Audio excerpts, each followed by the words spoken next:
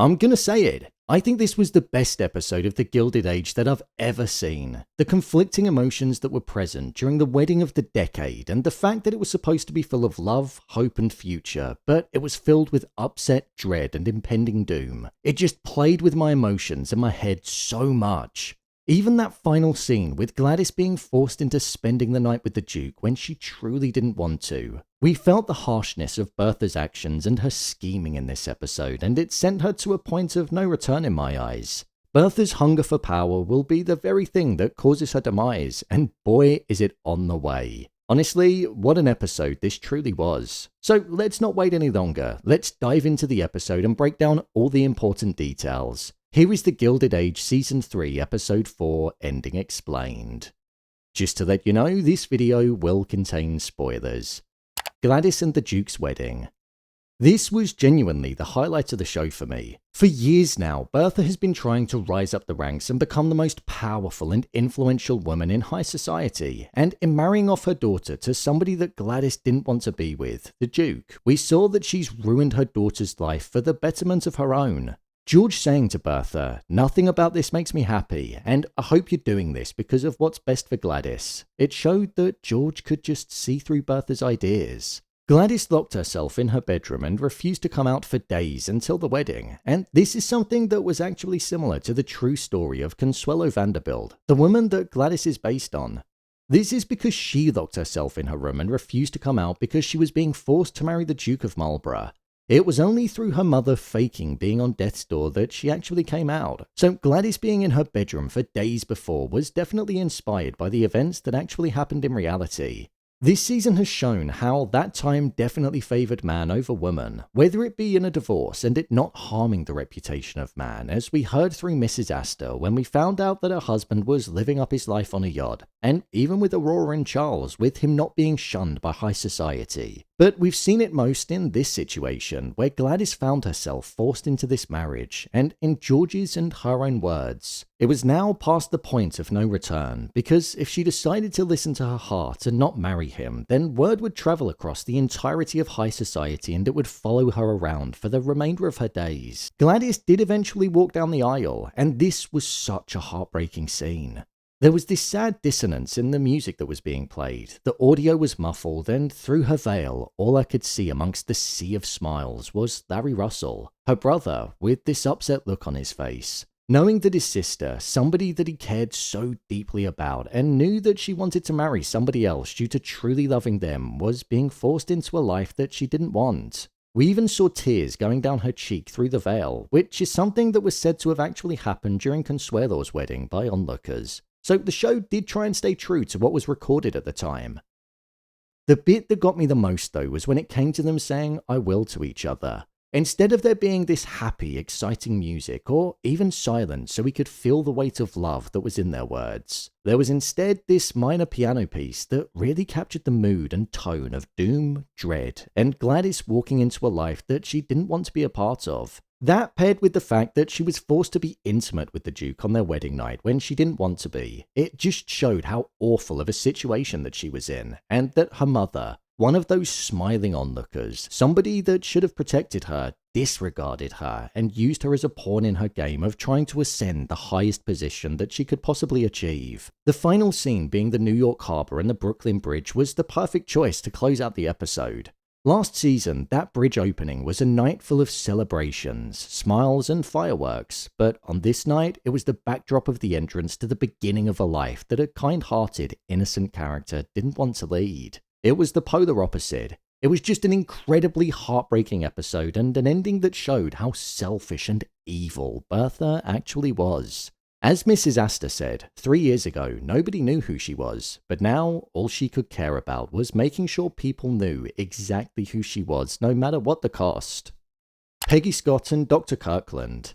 This is another arm of the story that's extremely interesting in this season. It's an avenue that I've not really seen being explored that much before, and all I'm doing is getting frustrated whilst watching it. Peggy Scott and Dr. Kirkland have a romantic connection that they're trying to explore, but Dr. Kirkland's mother is extremely prejudiced, and we're seeing traits of colorism coming through in what she says, and also judging others based on their background. For example, she didn't understand the career choices that Peggy was making, the fight that she had within her to go against these new laws that were being discriminatory towards black people, and she believed that for her son, he should have a wife that focused on being a good wife and mother first. Plus, as well as that, because Arthur Scott was once an enslaved man, but built a life for himself and a career that he was proud of following emancipation, and with it not being the background that Dr. Kirkland's mother came from, one that was more focused on education and privilege, she essentially viewed him as a lesser person, saying outright when he wasn't at Peggy's reading that he wasn't an important man, not like them, and how his history was so different to theirs.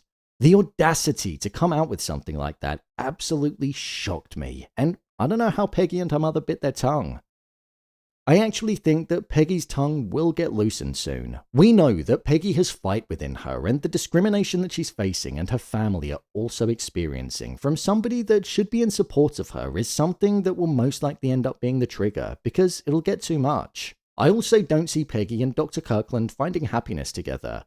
We saw how he followed his mother's orders, and he's also not defended Peggy or her family on any occasions, so when push comes to shove, Kirkland will most likely end up standing by his mother.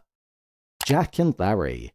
Jack is now almost just as rich as what Ada is, the very woman that employs him. What's interesting about Jack's story is that we obviously saw him make $300,000 for selling the clock and the patent, and he never has to work a day in his life again due to the money that he's earned. However, all he's ever known is working at the Van Ryn house, and the family that he feels like he has whilst working there is something that he values quite highly. So he's now reluctant to leave. We saw him spill the information on just how much money he earned to Miss Bauer, but they promised to keep it a secret between themselves because Jack didn't want anybody else knowing.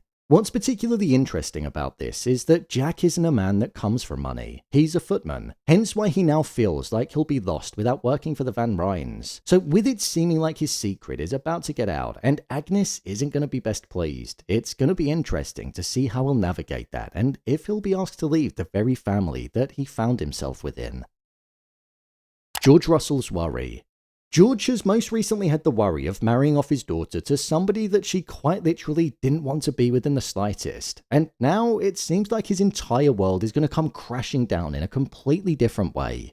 Not only through his growing resentment of the way that Bertha is acting and the fact that he almost doesn't recognize the selfish mindset that she's adopted, but in the sense that Mr. Morgan backed out of investing in his railroad project, and also that with many of the banks closing, there's going to be a lack of investment in the project that he's working on. This project is going to cost more money than what he currently has, and I think we're going to see a version of George that we've not quite seen before. One where all parts of his life are going to cause him a wide amount of stress. He didn't want his daughter to get married to the Duke, and he even said that he wasn't going to drag her to the church if she didn't want to go, no matter how much Bertha pressured him. The conversation that he had with Gladys was one where at least he made her feel comfortable and took her feelings into consideration, unlike Bertha. But I think with him most likely worrying about his daughter being on the other side of the world, alone, and with somebody that she doesn't want to be with, I think that stress is only going to add to the current stress of his railroad project, also seeming like it's going to come crumbling down in the immediate moment. Could this be the end of the Russells as we know them? I think it could well be. My review of the episode. I thought this was an incredible episode of The Gilded Age. As I said at the start, I think it could well be the best episode that we've ever had.